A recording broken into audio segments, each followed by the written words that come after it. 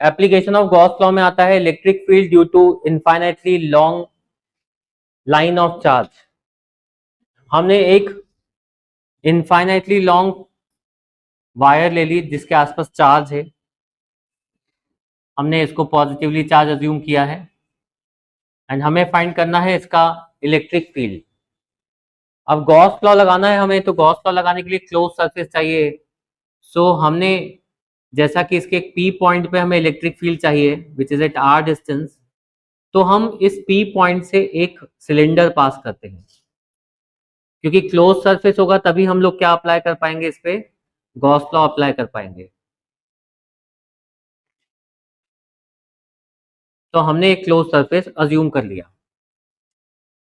ठीक है, cylinder assume किया है। नाउ गॉस लॉ के अकॉर्डिंग देखें तो surface integral of E dot d s equal to क्या होता है, क्यू अपॉन एप्सिलॉन नॉट। ये इसका क्यू चार्ज है एंड ये है सरफेस एरिया जो जिसका डायरेक्शन डी एस इस डायरेक्शन में होगा and electric field is also in the same direction. That means theta क्या हो गया हमारे पास, 0। यानी मैं इसको क्या लिख सकता हूं, देखो E D S cos 0। Now E को तो बाहर ले लें, डी एस का इंटीग्रेशन होगा, कॉस 0 1 होता है। क्या होता है, इस सिलेंडर का surface area, suppose L length है इसकी, ये लेंथ हमने एल अज्यूम की, तो क्या कर्व सरफेस होता है सिलेंडर का, सिलेंडर का कर्व सरफेस होता है हमारे पास 2 पाई आर एल। क्या सरफेस एरिया होता है सिलेंडर का, 2 पाई आर एल होगा, इक्वल्स टू क्या आएगा, क्यू बाय, हमें इलेक्ट्रिक फील्ड निकालना है, मतलब बाकी सबको कहाँ ले जा सकते हैं, अपॉन में ले जा सकते हैं। ऐसा ध्यान रखेंगे, सी ए से ऑफ सिलेंडर क्या होता है, curve surface of cylinder 2 pi R H, H means height, तो उसी से हमने ये चीज लिखी है, समझ में आ रहा है। अब ये कहाँ जाएगा, अपॉन में जाएगा, क्योंकि हमें इलेक्ट्रिक फील्ड निकालना है, ध्यान रखेंगे ये चीज। तो क्या आएगा हमारे पास, इलेक्ट्रिक फील्ड क्या आएगा, Q अपॉन 2 पाई आर एल और साथ में क्या था, epsilon not, 2 pi epsilon naught R L, ऐसा आएगा, 1 अपॉन 2 पाई एप्सिलॉन नॉट। हमारे पास वैल्यू किसकी होती है, 4 पाई, 1 अपॉन 4 पाई एप्सिलॉन नॉट की वैल्यू होती है ना, तो इसको बाद में हम 4 पाई एप्सिलॉन नॉट भी बना देंगे क्योंकि हमारे पास उसी की वैल्यू होती है 9 into 10 to the power 9। Now this Q by L is what, linear charge density lambda. Q by L होता है लैम्डा, लीनियर चार्ज डेंसिटी। तो मैं इसको क्या लिख दूंगा, 1 बाय आर इंटू ये क्या बन जाएगा, लैम्डा। मैंने इसको 2 से मल्टीप्लाई डिवाइड कर दिया, ये क्या बन जाएगा, 2 लैम्डा बाय, क्यों किया, क्योंकि ये हमारे पास कांस्टेंट होता है। इस तरह से इनफाइनाइटली लॉन्ग कंडक्टर के लिए इलेक्ट्रिक फील्ड क्या आ जाता है हमारे पास, K into 2 lambda by r. ये किसके लिए है हमारे पास, फॉर इनफाइनाइटली लॉन्ग कंडक्टर। और उसमें तुमने देखा लेंथ नहीं आ रही है क्योंकि लेंथ हमने फाइनली इसमें हटा दी है, यहां पर देखा तुम्हें लेंथ हमने हटा दी है। यानी एक लॉन्ग कंडक्टर की चार्ज डेंसिटी नोन है तो हम उससे उसका इलेक्ट्रिक फील्ड भी फाइंड कर सकते हैं। यानी इस क्वेश्चन में इस टाइप का अगर कोई न्यूमेरिकल आता है तो वहां दो ही चीजें दी होंगी, नंबर 1 एक गिवन होगी चार्ज डेंसिटी और नंबर 2 क्या गिवन होगी, डिस्टेंस ऑफ पॉइंट, बस रेडियस नहीं, क्या है वो, डिस्टेंस ऑफ पॉइंट। क्लियर है, तक क्या फाइंड किया है, क्लियर है। क्या पढ़ रहे हैं हम लोग, एप्लीकेशन ऑफ गॉस लॉ, उसका first application electric field due to infinitely long line of charge. Next application पे आते हैं, electric field due to infinite sheet of charge. ये चार्ज सरफेस एक शीट है जिसके दो सरफेस है, फ्रंट में भी और बैक में भी। मतलब जब हमने इसको चार्ज किया तो ऐसा नहीं कि बस इसका एक ही सरफेस है, ये इनफाइनाइटली लॉन्ग है एंड इसके दो सरफेस, एक आगे है तो एक पीछे भी है। और हमें इसके पी पॉइंट पे क्या फाइंड करना है, इलेक्ट्रिक फील्ड फाइंड करना है, और आर डिस्टेंस पे है, कितना डिस्टेंस है इसका भी, आर डिस्टेंस है यहां से, क्लियर है। तो सबसे पहले तो एक क्लोज लूप लेना होगा, तो हम इस तरह का एक लूप अज्यूम कर सकते हैं। तो एक क्लोज सरफेस बनाते हैं हम लोग इसमें से, ऐसा हमने एक सिलेंड्रिकल सरफेस लिया जो इसमें से पास होता है, डिस्टेंस आर है, इस सरफेस का एरिया ए है, अभी दिख रहा है ए आगे भी है ए पीछे भी है, ऐसा एरिया वेक्टर जाएगा इस डायरेक्शन में, एंड इलेक्ट्रिक फील्ड का डायरेक्शन भी सेम है। तो जब हम फ्लक्स लगाएंगे, जो कि क्या होता है Q by epsilon not, and flux को क्या लिख सकते हैं हम लोग, E डॉट डी एस। ई डॉट डी एस का क्या आएगा, सरफेस इंटीग्रल ई डी एस कॉस जीरो। क्यों जीरो, देखो एरिया और इलेक्ट्रिक फील्ड सेम डायरेक्शन में है, ई तो बाहर ले लेंगे, डीएस का इंटीग्रेशन क्या होना चाहिए,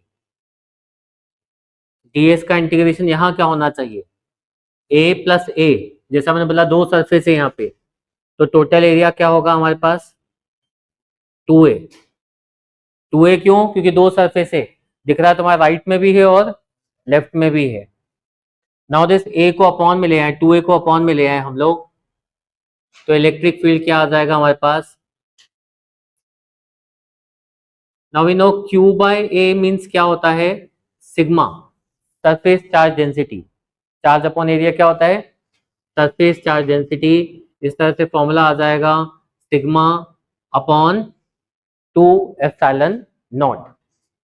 ये डेरिवेशन तो हमें एग्जाम में मिल ही सकता है, लेकिन सबसे इंपॉर्टेंट चीज क्या है वो समझना।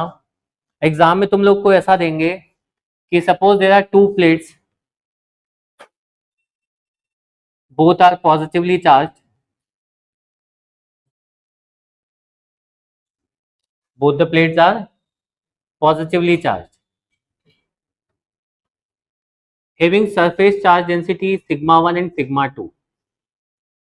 Now we have to find electric field at point A, at point B and at point C. ये तीनों पॉइंट पे तुम्हें इलेक्ट्रिक फील्ड निकालना है। जहां भी इलेक्ट्रिक फील्ड फाइंड करना होता है वहां अज्यूम करना होता है एक यूनिट पॉजिटिव चार्ज। पॉजिटिव को ये पॉजिटिव क्या करेगा, रिपेल करेगा, और ये पॉजिटिव भी इसको क्या करेगा, रिपेल ही करेगा। सो नेट इलेक्ट्रिक फील्ड इस एरिया में होगा E1 प्लस E2, होगा ऐसा। अब ये इलेक्ट्रिक फील्ड कैसे आएगा, देखो E1 हो जाएगा ये फॉर्मूला से, प्लेट का इलेक्ट्रिक फील्ड क्या होना चाहिए, E1 का सिग्मा 1 अपॉन 2 एप्सिलॉन नॉट। ऐसे ही E2 का क्या होना चाहिए, sigma 2 upon 2 epsilon naught. Point B पे क्या होगा, पॉइंट बी पे अगर मैं एक पॉजिटिव चार्ज अज्यूम करूं तो ये वाला इलेक्ट्रिक फील्ड इस तरफ जाएगा और इसका इलेक्ट्रिक फील्ड अपोजिट जाएगा, मतलब यहां पर नेट इलेक्ट्रिक फील्ड होगा E1 माइनस, यानी इस एरिया में net electric field at point B जो होगा, ये तो मैंने पॉइंट ए निकाला ना, पॉइंट बी पे मिलेगा sigma 1 upon 2 epsilon naught minus sigma 2 upon 2 epsilon. Similarly point C पे क्या होगा, जैसा कि यहां हुआ, sigma 1 upon 2 epsilon naught sigma 2 upon 2 epsilon naught. If sigma 1 and sigma 2 are equal to sigma ले लिया हमने, मतलब सपोज ये दोनों का चार्ज डेंसिटी सेम है, तब ये फॉर्मूला क्या बन जाएगा हमारे लिए, पॉइंट ए पे इलेक्ट्रिक फील्ड क्या होगा, प्लस होके सिग्मा बाय एप्सिलॉन नॉट बन जाएगा पॉइंट ए पे। पॉइंट बी पे इलेक्ट्रिक फील्ड हो जाएगा उस केस में 0, और पॉइंट सी पे इलेक्ट्रिक फील्ड होगा सिग्मा बाय एप्सिलॉन नॉट। यानी जब दोनों प्लेट सेम होंगे, सेम चार्ज होंगे, इट मे बी पॉजिटिव और नेगेटिव, तब इलेक्ट्रिक फील्ड बाहर की तरफ तो एग्जिस्ट करेगा, लेकिन between the plates electric field क्या होगा, जीरो। इसका अपोजिट लिया मैंने एक प्लेट ले ली पॉजिटिव और एक प्लेट ले ली नेगेटिव। अब क्या देखोगे तुम लोग, ये 3 पॉइंट्स अगेन हम लोग कंसीडर करें। क्या लगता है पॉइंट ए पे इलेक्ट्रिक फील्ड क्या होना चाहिए हमारे पास, पॉजिटिव इसको रिपेल करेगा, नेगेटिव अट्रैक्ट करेगा, अपोजिट जा रहे हैं। सपोज चार्ज डेंसिटी भी सेम है दोनों की, तब यहां पर इलेक्ट्रिक फील्ड क्या हो जाएगा, जीरो। यहां पर भी इलेक्ट्रिक फील्ड क्या हो जाएगा, जीरो। तो बचेगा कहां पर बस इलेक्ट्रिक फील्ड, मिडिल वाले पॉइंट पे। और यहां इलेक्ट्रिक फील्ड इस केस में आएगा सिग्मा बाय एप्सिलॉन नॉट। यानी जब अपोजिट प्लेट्स होंगे तो मिड में इलेक्ट्रिक फील्ड होगा, लेकिन बाहर इलेक्ट्रिक फील्ड क्या होगा, जीरो। लेकिन जब दोनों प्लेट सेम होंगे तो क्या होगा, बीच में जीरो और आसपास sigma bye epsilon not. Charge conducting sphere के लिए हमें आउटसाइड द स्फीयर क्या फाइंड करना है, इलेक्ट्रिक फील्ड। 3 पॉइंट लेंगे हम, आउटसाइड द स्फीयर के लिए भी, inside the sphere and surface of sphere पे भी। तो हमारे पास एक पॉइंट है सरफेस ऑफ स्फीयर पे Q, आउटसाइड द स्फीयर है P, और इनसाइड द स्फीयर अगर हम चाहे तो एक पॉइंट S ले सकते हैं। तो हमें एक्चुअली 3 पॉइंट पे इलेक्ट्रिक फील्ड फाइंड करना है, P, Q और S पे। R क्यों नहीं लिया, क्योंकि R ऑलरेडी इसमें है। तो 3 पॉइंट्स पे हमें इलेक्ट्रिक फील्ड फाइंड करना है, outside the sphere, at the surface of, on the surface of sphere and inside the sphere. Now first point के लिए आते हैं, outside the sphere, that is on point P। According to Gauss law अगर हम देखें तो flux जो होता है which is equal to dot product of E and ds is equal to Q by epsilon naught. ठीक है, अब ये जनरली हम लोग क्या करते हैं, जो चार्ज है ना उसको, हाँ सॉरी चार्ज नहीं, कैपिटल Q अलग, ठीक, चार्ज को स्मॉल q से रिप्रेजेंट करना, कैपिटल Q से नहीं। अब क्या देखो, इसमें हमें P पॉइंट पे इलेक्ट्रिक फील्ड चाहिए। ये पूरा जो सरफेस है चार्ज है, ये पूरा स्फीयर कैसा है, चार्ज स्फीयर, जैसा मैंने इसमें लिखा है, चार्ज कंडक्टिंग स्फीयर। कैसा, चार्ज भी है और कंडक्टिंग भी है, ध्यान रखना ये चीज। कंडक्टिंग स्फीयर क्या करेगा, अगर आपने उसके अंदर चार्ज दिया तो वो अपने चार्ज को सरफेस पे ले आएगा, उसके अंदर कोई चार्ज ही नहीं है, उसके अंदर कोई चार्ज नहीं है, क्योंकि उसने कंडक्ट करके कहाँ ले आया चार्ज को, सरफेस पे। अब हमने एक क्लोज सरफेस बनाया, अकॉर्डिंग टू गॉस लॉ हमें एक क्लोज सरफेस चाहिए होता है, तभी हम क्या फाइंड कर सकते हैं, फ्लक्स या इलेक्ट्रिक फील्ड फाइंड कर सकते हैं। सपोज एक छोटा सा सरफेस है, ये ds, और इलेक्ट्रिक फील्ड का डायरेक्शन ये होगा, इसका मतलब ये दोनों क्या है, पैरेलल। तो मैं इसको क्या लिखूंगा, E ds cos 0 degree. Now cos 0 is 1। ds का इंटीग्रेशन करेंगे हम लोग, क्या आएगा ds का इंटीग्रेशन, इसके सरफेस का इंटीग्रेशन क्या होता है, surface area of sphere 4 pi r square. In this way electric field क्या आता है हमारे पास, Q upon 4 pi epsilon not into r square. ये कहाँ आया, आउटसाइड द स्फीयर, कहां पर, एट द पॉइंट P। अब मैं निकालता हूं at point Q।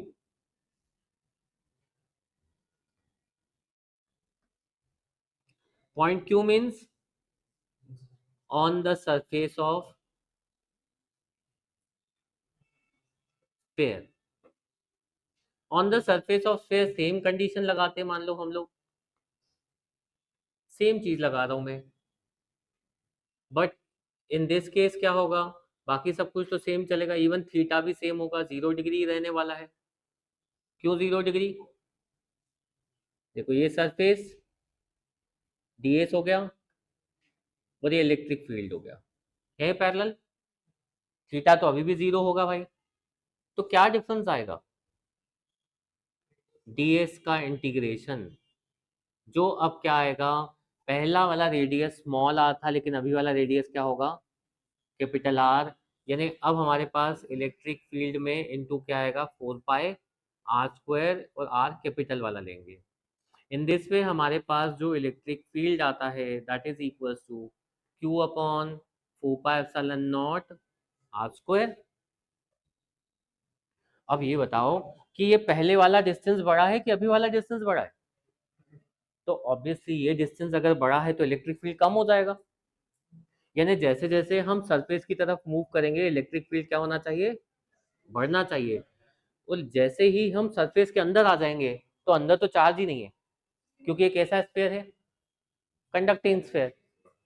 So inside the sphere जो होगा, इनसाइड द स्फीयर की जब हम बात करते हैं कंडक्टिंग स्फीयर, इलेक्ट्रिक फील्ड क्या हो जाना चाहिए भाई, 0। तो एक कंडक्टिंग स्फीयर में इलेक्ट्रिक फील्ड उसके बाहर है, उसके सरफेस पे भी है, लेकिन अंदर क्या है, पूरा 0। क्यों 0 है, क्योंकि अंदर तो कोई चार्ज ही नहीं है, उसने कंडक्ट कर दिया पूरा। समझ गए चीज। तो इस पे हमारे पास एक ग्राफ भी आता है, हम उसको भी देख रहे हैं। अभी ये समझ में आ गया तुम लोगों को कि डेरिवेशन कैसे हुआ। ये ग्राफ देखेंगे between electric field and distance. यहां से देखो, अंदर की तरफ इलेक्ट्रिक फील्ड क्या चल रहा है, 0 चल रहा है, जब तक कि हम आर रेडियस पे नहीं आते।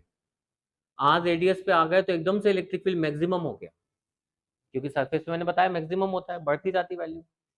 अब जैसे जैसे वो दूर जाएगा इलेक्ट्रिक फील्ड आर के इनवर्सली प्रोपोर्शनल चल रहा है, आर स्क्वायर के, तो इलेक्ट्रिक फील्ड धीरे धीरे क्या होता जाएगा, कम होता जाएगा। लेकिन कैसे कम हो रहा है, E outside the sphere is inversely proportional to r square. तो देखो स्क्वायर के अकॉर्डिंग ये कम होता जा रहा है। मैक्सिमम वैल्यू कहाँ मिल रही है हमें, सरफेस। मिनिमम वैल्यू कहाँ मिल रही है, इनसाइड द स्फीयर। और बाकी बाहर जाएंगे तो धीरे धीरे क्या होती जा रही है, वैल्यू डिक्रीज होती जाती है।